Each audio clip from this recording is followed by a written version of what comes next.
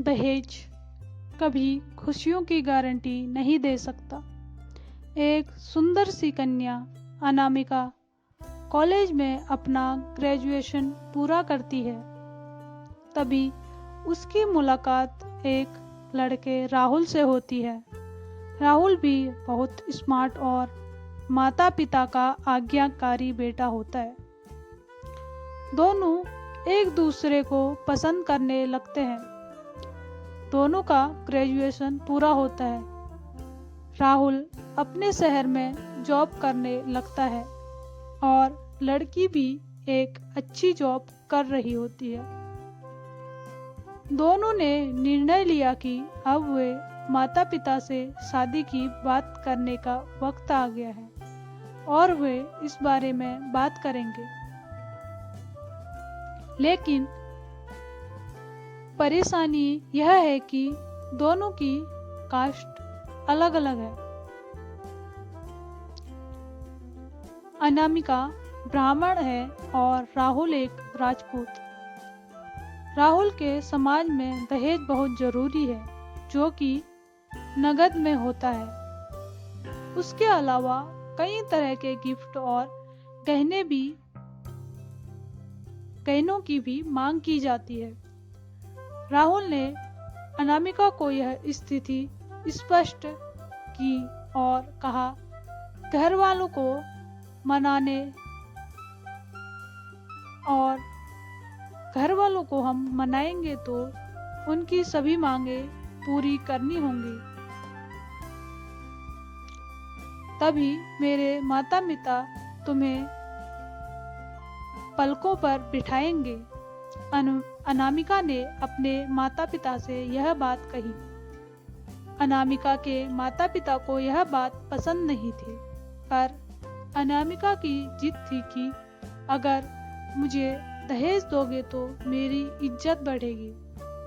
अनामिका के माता पिता सक्षम भी थे, बिना मांगे भी अनामिका को बहुत कुछ दे सकते थे, पर उन्हें इस तरह दहेज की मांग करने वाले लोग पसंद नहीं आ रहे थे। लेकिन माता पिता अनामिका की खुशी चाहते थे। उन्हें यह डर था कि कहीं उनकी बेटी ये न सोचे कि वे अपनी बेटी को कुछ नहीं देना चाहते। इसीलिए उन्होंने सभी शर्तें मान ली। शादी में राहुल को कार, फ्लैट, फर्नीचर के साथ 50 लाख नगद दिए गए। साथ ही साथ अनामिका को गहने भी दिए गए और सभी रिश्तेदारों को गिफ्ट्स और कपड़े भी दिए गए।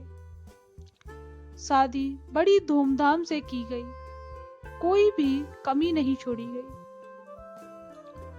अनामिका को मन ही मन यह गुमान था कि कास्ट अलग होने के बावजूद माता पिता ने उसकी शादी ससुराल के हिसाब से की। अनामिका को विश्वास था कि उसे उस घर में बेटी बनाकर रखा जाएगा, जो वो उसने सोचा था। उसे वही प्यार दिया जाएगा जो उसके माता पिता ने दिया, क्योंकि उसने अपने ससुराल का मान रखा है। अनामिका ने अपने घर से ससुराल के लिए विदाई ली। उसे विदा किया गया। ब्राह्मण कन्या राजपूत की घर की बहू बनी। ससुराल में बहुत ज्यादा प्रदा प्रथा थी। बहू को मनचाहा खाने तक की स्वतंत्रता नहीं थी। कितनी भी भूख क्यों ना हो, घर की बहू सबके खाने के बाद ही खाएगी।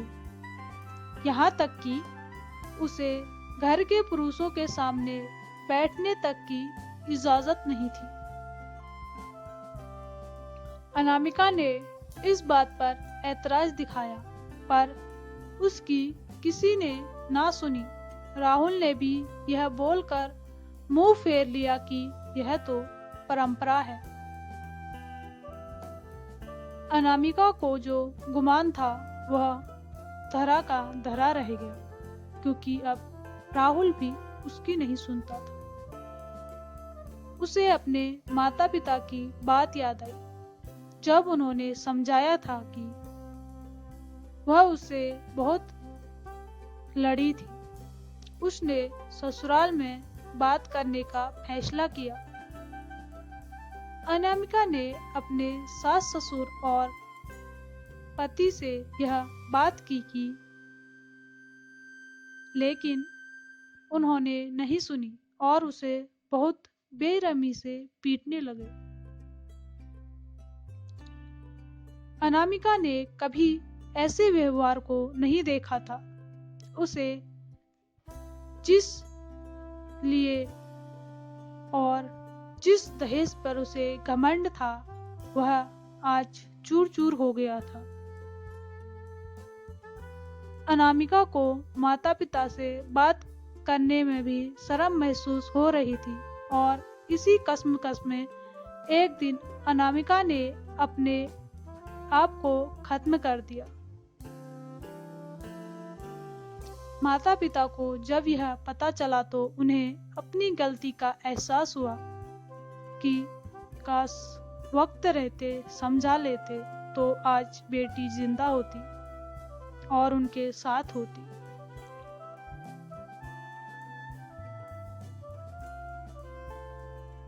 इस कहानी से यही सीख मिलती है कि जो लोग दहेज पर बेटे की शादी करते हैं उनकी सोच हर तरह से छोटी होती है। जो बेटे को नीलाम कर सकते हैं वह और किसी बेटी को कैसे अपनी बेटी बना सकते हैं। यह आज समाज में दहेज एक बहुत बड़ी समस्या बन चुकी है, जिसे खत्म करना बहुत ज़रूरी है, क्योंकि दहेज कभी भी खुशियाँ नहीं ला सकता